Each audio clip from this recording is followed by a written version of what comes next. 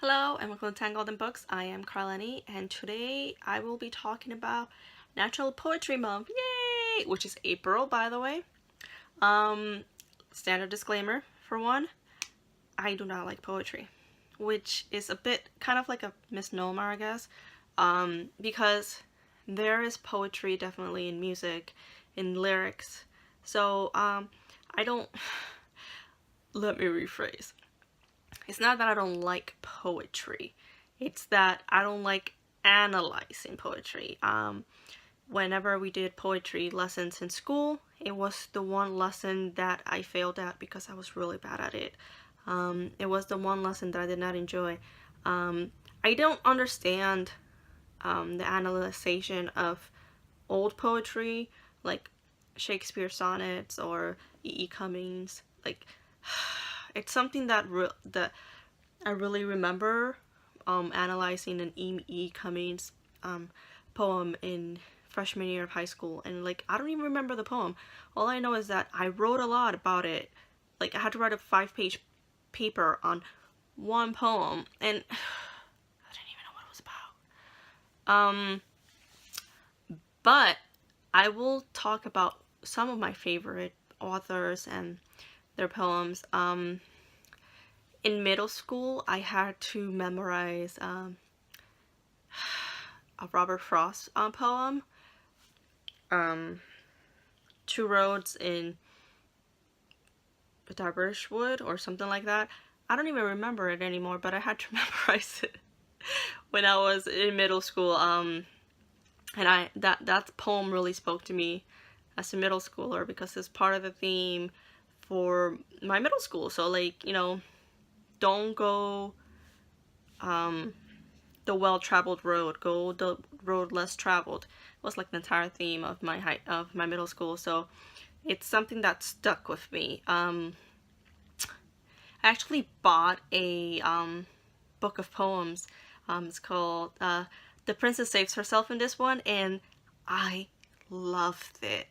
Like, it's actually the only book of poems I actually own, which is weird because I have always loved The Giving Tree by Shel Silverstein and Where the Sidewalk Ends, and like all Shel Silverstein books. So like it's weird that I wouldn't have a childhood favorite but like bought something that came out recently. I still haven't read the sequel to The Princess Saves Herself in this one, but Princess Saves Herself in this one really spoke to me personally because I understood it. It was something that was happening in the now. It wasn't something that I had to analyze as a student. It was something that I understood. So like it just thinking about having to figure out what a poem is about takes the enjoyment out of it for me. And which is why I don't like reading poetry so much. I'm not saying poetry is awful or anything like that, because I think it's beautiful. It's very beautiful, but it's just not for me.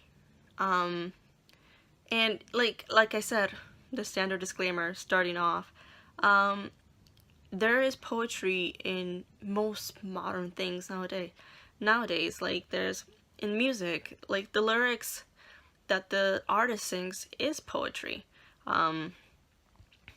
It's not the poetry that we will be analyzing in school. Maybe it could be that 20 years from now we'll be analyzing Beyonce songs. I don't know. Maybe we're analyzing Beyonce songs now. I honestly don't know. I know that in some schools they analyze Tupac songs. So like, and he was an amazing poet. Like he has books out. So like it all depends personally. For me, it was not something I really enjoyed, and I don't think I'm gonna be buying any new poetry books anytime soon. But I will participate in Poem in Your Pocket Day because it's something that I learned a lot in high school. So it's something that really resonates with me a little, you know, just going back, having a poem in your pocket and like sharing it with your friends and your family and just random strangers, like, oh, participate with me in this amazing thing, just a tiny little poem for you. What do you guys think of poetry?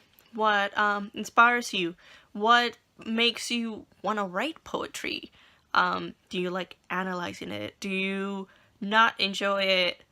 Are you like me, you just think it's poetry and not something that you go out of your way to look for?